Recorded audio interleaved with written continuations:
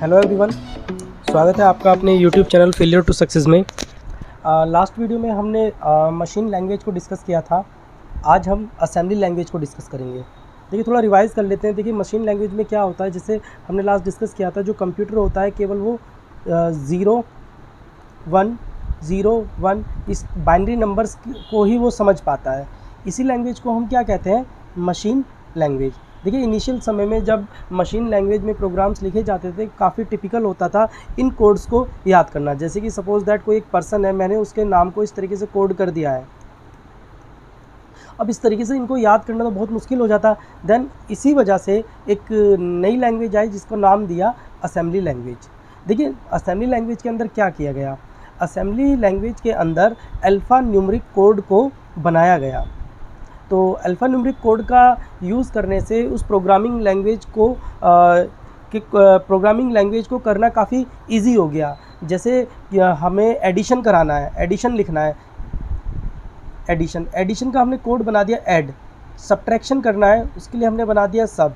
यानी कि इसी को हम क्या कहते हैं, असेंबली लैंग्वेज। अब देखिए, कंप्यूटर तो असेंबली लैंग्वेज को नहीं समझ पाएगा। वहाँ पर फिर हमने क्या करा, एक डिवाइस लगाई। उस डिवाइस का नाम हमने रखा असेंबलर। यानी कि असेंबली लैंग्वेज को कन्वर्ट कौन करेगा, असेंबलर। और असेंबलर किस लैंग्वेज में कन्वर्ट करेगा इसको, मशीन लैंग्वेज में, जो कि कंप्यूटर प्रोसेसर द्वारा इजीली समझी जाएगी। तो जान लेते हैं इसके बारे में। A combination of letters and numbers form the assembly language. यानी कि जो असेंबली लैंग्वेज होती है वो कॉम्बिनेशन होता है लेटर्स का और नंबर्स का। Language and a translator program is required. और जिसको मैंने बताया आपको, एक ट्रांसलेटर की रिक्वायरमेंट होती है टू मशीन लैंग्वेज। तो उस ट्रांसलेटर का नाम क्या होता है, assembler. The operation code and operand are given in the form of alpha numeric symbol. देखिए, जितने भी कोड्स वगैरह दिए जाते हैं वो अल्फा न्यूमेरिक सिंबल के फॉर्म में दिए जाते हैं, जिनको हम क्या बोलते हैं, निमोनिक कोड। इसको ध्यान रखिएगा, अगर निमोनिक कोड एग्जाम में आता है तो आपको असेंबली लैंग्वेज पर ही टिक करना है। क्या निमोनिक कोड कहाँ पर यूज़ होते हैं, किस लैंग्वेज में यूज़ होते हैं, तो वो यूज़ होते हैं असेंबली लैंग्वेज में। And can combine in maximum 5 letter combination. और मैक्सिमम 5 लेटर के कॉम्बिनेशन में उनको कंबाइन करते हैं। जैसे मैंने एग्जांपल दिया था, ऐड के लिए ADD, सब्ट्रैक्शन के लिए SUB। These are also known as the symbolic programming language. इसको हम सिम्बॉलिक लैंग्वेज प्रोग्रामिंग लैंग्वेज भी कहते हैं। अब देखिए, इसका एडवांटेज क्या है, easier to understand and minimize effort. ये समझने में काफ़ी ईजी है। Finding and correcting the error are easy. इसमें अगर कोई एरर आ जाती है तो उसको फाइंड आउट करना भी काफ़ी ईजी होता है। अब disadvantage, it is machine dependent. ये किस पे डिपेंड होती है, मशीन पे डिपेंड होती है। Program written for one computer might not run in other computer with the different hardware configuration.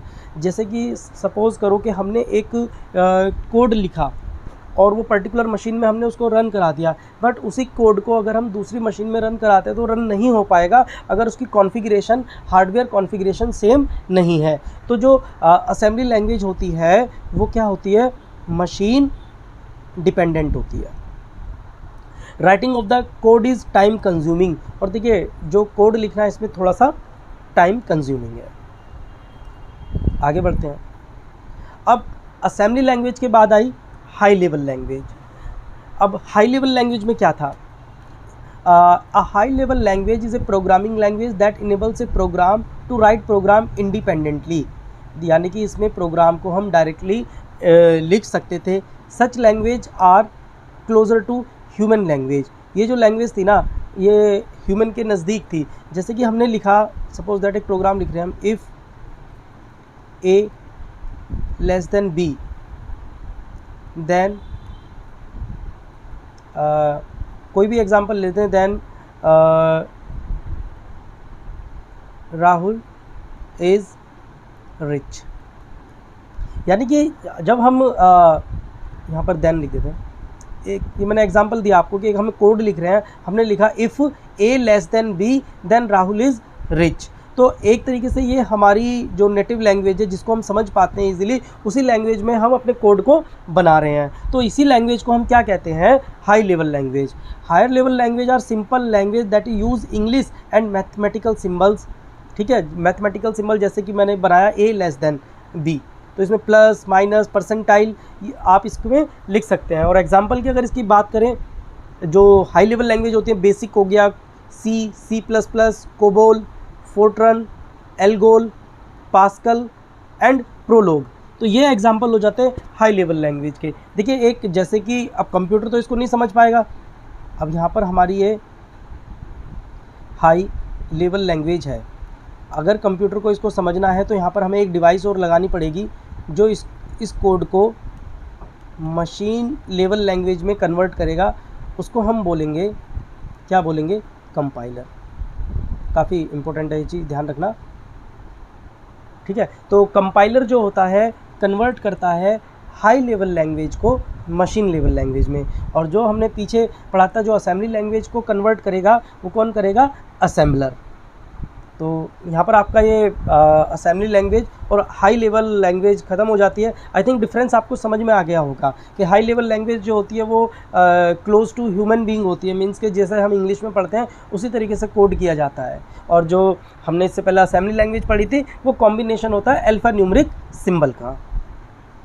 तो आगे नेक्स्ट वीडियो में हम जो एग्जांपल हैं जैसे बेसिक सी, सी प्लस प्लस, इनके एक बेसिक जानकारी नेक्स्ट वीडियो में इसके बारे में हम लेंगे। Thank you for watching this.